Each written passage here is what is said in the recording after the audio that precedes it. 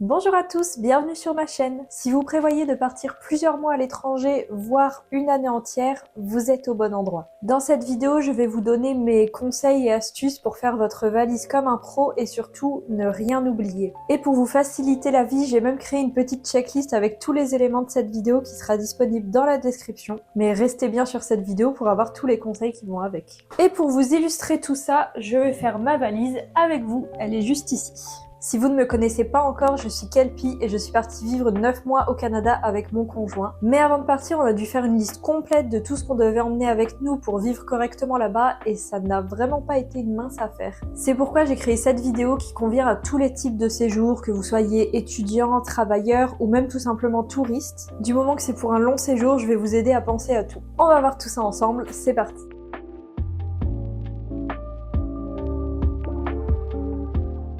Avant de rentrer dans le vif du sujet, j'avais un petit peu envie de poser les bases avec vous et de vous donner quelques conseils. Alors je prends mon ordinateur avec moi parce que j'ai tout noté au préalable, comme ça j'oublie rien. Alors déjà je vous conseille fortement de tout noter, que ce soit sur une liste, sur une feuille volante ou dans un carnet que vous allez toujours avoir avec vous. Moi si vous me connaissez, je l'ai fait dans mon bullet journal à la toute fin du carnet, comme ça je retrouvais la page vraiment facilement. Tout noter c'est vraiment important, comme ça ça vous permet de rien oublier et de pas vous surcharger mentalement parce que vous devez déjà avoir énormément de choses à penser dans votre tête, alors c'est mieux de poser ça quelque part. Ensuite, concernant ce que vous allez prendre avec vous, c'est important de se poser les bonnes questions. Tout d'abord, et probablement la plus importante, quel est le climat de l'endroit où vous allez vivre? Renseignez-vous vraiment parce que nous, on savait que le Québec, il faisait froid l'hiver, mais on se doutait pas forcément qu'en septembre, il y avait encore des jours très chauds et très humides, donc on va clairement pas prendre que des pulls et des pantalons. Ensuite, demandez-vous si le pays où vous allez utilise les mêmes prises de courant que vous. Au Canada et aux États-Unis par exemple, ce n'est pas le cas. Sinon, emportez avec vous des adaptateurs et convertisseurs. Ne vous faites pas avoir en prenant le premier adaptateur qui est vraiment pas cher parce qu'il convertit peut-être pas le courant. Je vais vous expliquer ça rapidement. En gros, en Europe, on a des prises qui sont à 220 volts et ici, c'est que 110. Donc si vous avez juste une prise qui vous permet juste de brancher votre truc sans rien convertir, ça va recharger très lentement et vous pouvez attendre des heures que votre téléphone recharge par exemple. Alors je vais vous montrer le mien rapidement. Comme vous voyez, j'ai 10 000 trucs branchés dessus. En gros, c'est un universel, donc vous pouvez même le prendre pour d'autres pays en fait, par exemple.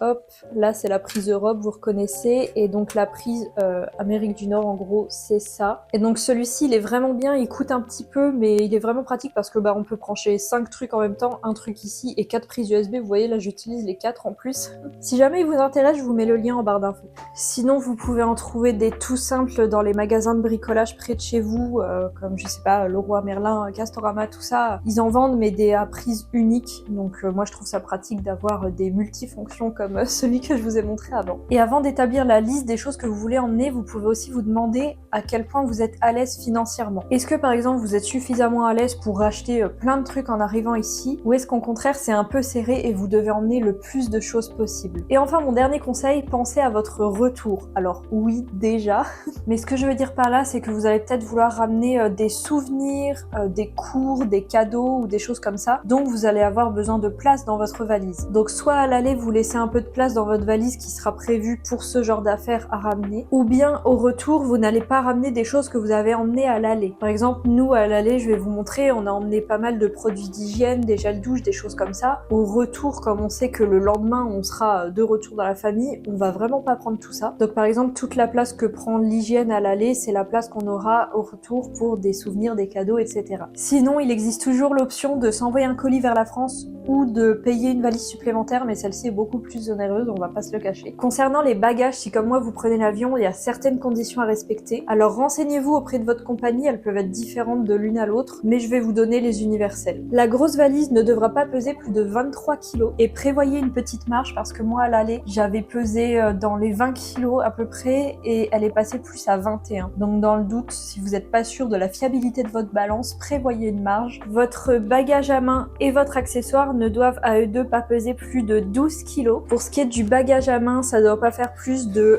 55 par 35 par 25 cm il me semble, poignée et roue comprises. Et pour votre accessoire qui est votre plus petit bagage à main, il doit pas faire plus de 40 par 30 par 15. normalement, centimètres. Encore une fois, tout compris. Par exemple, là, mon sac Kabaya, il passe pas en accessoire. C'est à pas grand chose. Par contre, un sac Eastpak, ça passe. Bon, après, je dois dire que les dimensions et les poids pour les bagages à main, ils ont pas vérifié, mais dans le doute, si vous tombez sur un contrôle, évitez de dépasser. Après, je pense qu'ils font un peu à l'œil, ils voient bien si ça dépasse de beaucoup ou pas. Alors, je vais pas vous faire le détail des valises, sinon la vidéo, elle va être beaucoup trop longue. Et on va commencer à les remplir. Alors, avant, deux choses. Déjà, je vous conseille de bien rester jusqu'à la fin de la vidéo parce que je vais vous parler des choses que j'ai emmenées et que je regrette d'avoir emmenées pour pas que vous fassiez les mêmes erreurs que moi. Et ensuite, il faut que je vous présente l'incontournable à tout voyage.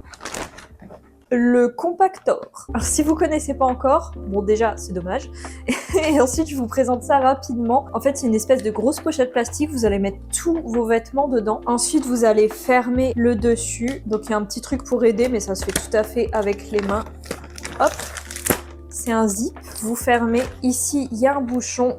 Vous l'ouvrez une fois que la pochette est fermée avec les vêtements et avec votre aspirateur ou avec une pompe si jamais vous n'avez pas d'aspirateur, et ben vous aspirez tout l'air et ça compacte tous vos vêtements et là vous avez un gain de place absolument exceptionnel. On n'aurait jamais pu emmener tout ce qu'on a emmené sans les compactors, vraiment. Le truc c'est que là pour la vidéo je vais pas les utiliser parce que ça fait du bruit. Et vous voyez, il y a des formats vraiment très gros qui prennent tout un côté de valise entier. C'est hyper pratique. Mais il y a aussi des formats un peu plus moyens que j'ai pas juste à côté de moi là et que j'ai pu utiliser pour les bagages à main parce que je vais y venir, mais on emmène quelques vêtements dans son bagage à main. Et ben c'est parti, on va commencer à remplir ces valises. On va commencer par remplir la grosse valise qui est juste derrière moi et on va commencer par la catégorie vêtements. La catégorie vêtements, elle peut être simple au premier abord, mais je vous assure que ça l'était pas du tout. Je vous le dis tout de suite, vous n'allez pas pouvoir emmener tout votre dressing. Vraiment, n'essayez pas, c'est impossible et c'est vraiment pas indispensable. Donc ce qu'on a fait sur notre liste, c'est que en plus de noter le type de vêtement, on a noté la quantité. Pour ce qui est de la quantité, c'est pas forcément facile de se décider, mais je serai vous, je réfléchirai en nombre de lessives que vous allez faire. Nous, on s'est dit qu'on pouvait faire à peu près une lessive par semaine. Donc on prévoyait des vêtements pour 7 jours et même un petit peu plus au cas où il y a des petits accidents du type je renverse mon café sur moi ou je me fais éclabousser debout par un camion sur le trottoir, vécu la semaine dernière. Donc en gros, voici ce que ça donne. 9 t-shirts, 7 débardeurs. Alors si jamais je vous dis une quantité et qu'il n'y a pas la même quantité dans mes mains, c'est normal, c'est parce que je vis encore ici et que du coup tout n'est pas à portée de main propre. 5 à 6 pulls qui pour les gros hoodies prennent une place monstre. 2 jeans, un autre type de pantalon, moi c'est un espèce de chino, je sais pas comment ça se prononce. 2 jogging, 2 shorts, 2 leggings, 2 brassières de sport et débardeurs de sport. Pour les sous-vêtements, au moins une douzaine, sachant que les grosses chaussettes, vous allez peut-être en racheter sur place si l'hiver est un peu rude. Et ça, typiquement, les chaussettes, c'est les choses qui se mettent bien sur les côtés pour rembourrer vos derniers trous qui peuvent rester dans la valise. Par exemple, dans mes compactors, les toutes petites chaussettes comme ça, je les mettais dans les coins parce que les pulls et tout, ça remplit pas forcément bien les coins. Une robe si jamais il y a un événement spécial. 2 combi shorts pour la fin de l'été. Et j'espère pour le mois de mai avant qu'on rentre, mais bon, j'ai peu d'espoir. 2 pyjamas, un maillot de bain, une grosse écharpe et un gros bonnet. Oh my god, ça va tellement vite sans les compactors, c'est un truc de fou. Et des chaussures de rechange à mettre dans un sac pour les protéger si vous avez des semelles un petit peu sales. Ceci n'est pas un placement de produit pour Super C. Concernant la sélection des vêtements, si vous n'arrivez pas trop à vous décider, vous pouvez vous poser plusieurs questions pour les sélectionner. Vous pouvez vous demander si le vêtement convient au climat local ou au moins à une saison, s'il est confortable, si vous vous sentez bien dedans, et si vous l'avez porté récemment ou si vous l'auriez porté si la saison était adaptée. Quand je dis récemment, c'est dans les, on va dire, 2 derniers mois maximum. Après, vous allez peut-être acheter plein de vêtements sur place, auquel cas vous pouvez en prendre beaucoup moins, mais si comme moi vous êtes un petit peu en mode économie et écologie, on se retrouve avec une valise à peu près comme celle-ci. Ensuite, on va passer à tout ce qui est hygiène dans une trousse. Alors dedans, vous allez pouvoir mettre du savon et du shampoing. Moi, j'ai que des gros formats en ce moment, donc je vais pas vous les montrer là. D'ailleurs, je fais un petit aparté maintenant, tant que j'y pense. Tous vos produits liquides, essayez de les mettre dans un sac de congélation hermétique. Comme ça, si jamais il vient à s'ouvrir, vous êtes sûr que ça va pas dégouliner partout dans votre valise. C'est du vécu, j'ai du shampoing qui s'est ouvert dans mon sac quand j'ai fait mon voyage en Angleterre. Il y en avait partout, c'était un enfer, on a dû relaver tous nos vêtements. Revenons donc à l'hygiène, on va pouvoir mettre une brosse à dents, une brosse à cheveux et des accessoires pour les cheveux si besoin. Du dentifrice, bon là encore une fois c'est un gros format donc si vous pouvez prendre quelque chose de plus petit quand même c'est mieux. Du déodorant, si vous en avez des protections hygiéniques réutilisables pour les personnes menstruées, des cotons réutilisables, un rasoir ou un épilateur, un coupe-ongles, une lime, une pince à épiler et un cure-oreille, et une crème hydratante pour le visage. Avec ça, on sera déjà pas mal. Je vous conseille aussi de prendre le minimum de médicaments nécessaires parce que soit vous ne serez pas remboursé, soit c'est sur ordonnance et vous allez devoir aller voir un médecin et ce sera aussi pas forcément remboursé si vous n'avez pas tout de suite accès au régime de sécurité sociale ou si vous pouvez pas l'avoir tout simplement. Je vous donne quelques exemples que j'ai notés ici. Vous pouvez prendre des antidouleurs, des anti-inflammatoires, des antispasmodiques, des anti-nausées, des anti-diarrhée, constipation, des anti-allergiques, ça fait beaucoup de fois le mot anti quand même. Et le plus important, je vous conseille de prendre de la mélatonine. Si vous connaissez pas, ça aide à s'endormir et c'est vraiment super pratique quand on a un gros décalage horaire comme ici. Et je dirais que pour ce genre de voyage, c'est même assez indispensable, ça aide vraiment. Voilà, ce ne sont là que quelques exemples, vous pouvez adapter ça à tout ce dont vous avez besoin. Sinon, je vous conseille de prendre aussi une petite trousse de secours, c'est toujours pratique. Et demandez à votre pharmacien, il existe des formats tout petits comme ça, c'est vraiment hyper pratique. D'ailleurs, pensez pour tous les médicaments avec ordonnance à bien avoir l'ordonnance avec vous, avec toutes les prescriptions. Des fois, ils peuvent être un petit peu embêtants à l'aéroport avec ça. Nous, ils n'ont pas vérifié, mais faites attention. Sinon, dans la catégorie un peu autre, si vous reste de la place, vous pouvez toujours prendre une parure de lit qui peut être un petit peu chère à racheter sur place. Par contre, je vous conseille de bien vous renseigner sur les dimensions des matelas, etc. ici. Nous, par exemple, tout ce qui était housse de couette, drap housse, tout ça, il y avait vraiment pas de soucis, c'est le même format. Par contre, ici en Amérique du Nord, les oreillers, ils sont rectangles, alors que nous on avait pris des carrés, du coup ils nous servent à rien. Une serviette du type microfibre comme celle-ci qui prend vraiment pas de place une fois pliée, encore plus une fois compactée, et un gant de toilette. Et enfin quelque chose de très important, c'est de prendre des choses qui vous rappellent votre vie en France, que ce soit des photos ou des peluches. Je vous illustre ça dans ma valise avec une petite peluche Pichou. Je vais vous montrer ce que ça donne rapidement. Voilà, alors dites-vous qu'avec tout ce que je vous ai dit, ça donne à peu près ça pour l'instant, donc ça commence à être bien rempli.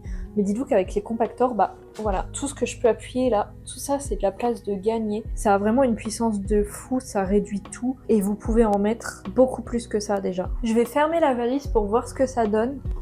Alors avec les compactors, il me resterait encore plus de place que ça.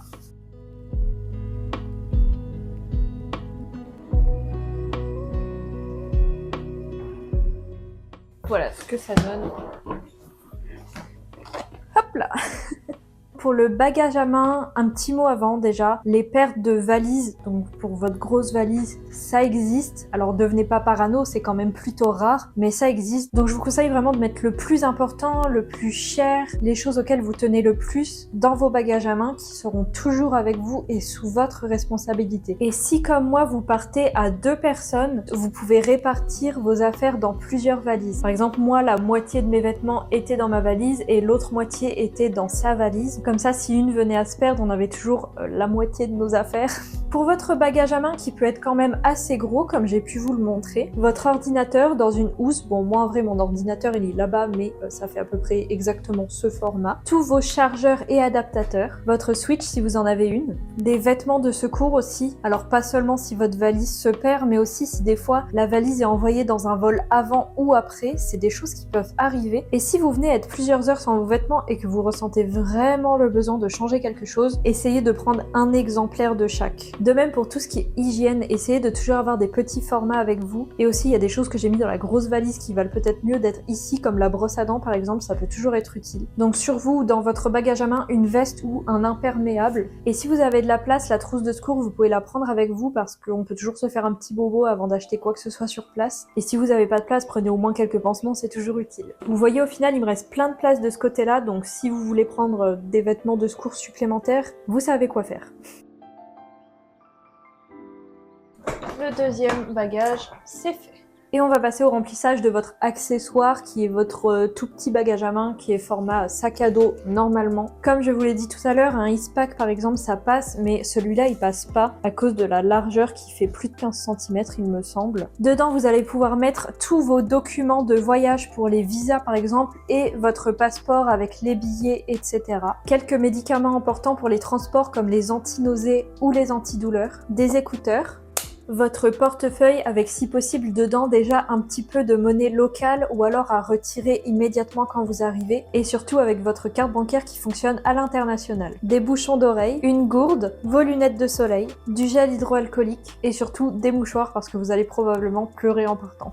Et voilà, il est déjà bien rempli, il vous reste un petit peu de place si vous voulez prendre d'autres vêtements de secours, un livre ou des choses comme ça. Voilà, j'ai globalement fait le tour des choses importantes à emmener, mais n'oubliez pas d'apporter un petit peu de confort à votre trajet. Vous pouvez prendre un coussin de cou, soit sur vous, soit si comme moi vous avez des petits boutons comme cela, vous pouvez l'accrocher à votre sac à dos ou à votre bagage à main. Et ça, à l'aéroport, c'est totalement accepté. Vous pouvez l'avoir comme ça sur vous, il n'y a aucun problème. Vous pouvez aussi prendre un oreiller ou une peluche. Moi, j'ai pris une peluche qui fait un petit peu oreiller. Et dites-vous que moi, j'avais accroché à mon sac à dos le coussin pour le cou et j'avais dans mes bras la peluche et ça a été accepté totalement, il n'y a aucun problème. Ce qui est très pratique avec ce sac, c'est pas du tout une sponsor, hein, mais c'est qu'il y a une petite bande là derrière et en fait, c'est fait exprès pour accrocher à votre valise.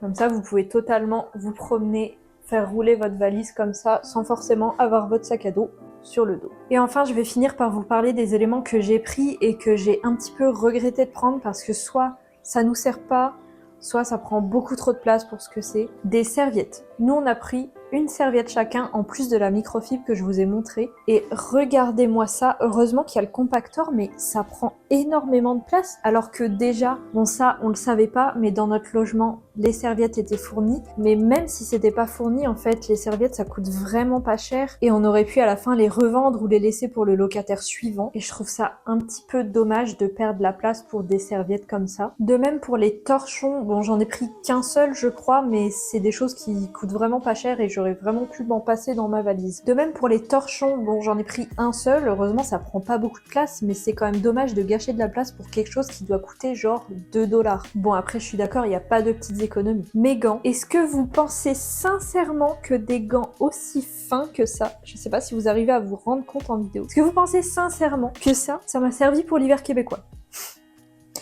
Bah apparemment moi oui à l'époque.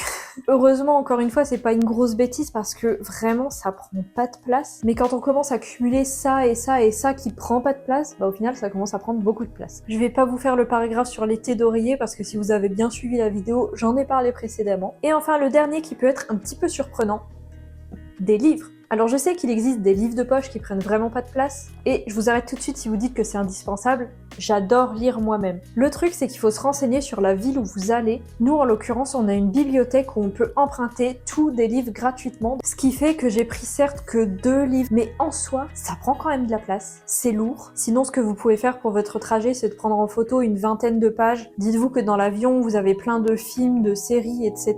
et que vous allez pouvoir vous occuper autrement. Si ça vous permet de gagner un peu de place, c'est toujours ça de prix.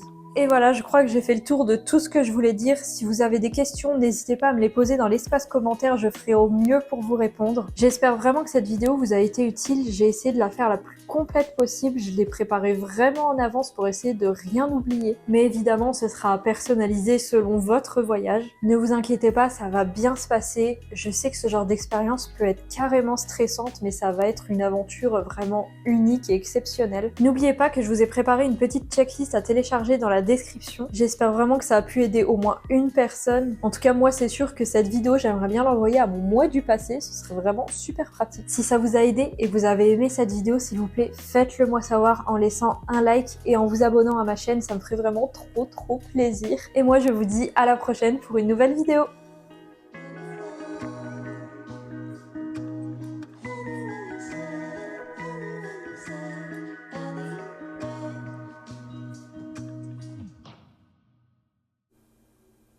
Bon, bah maintenant, il faut tout ranger, hein.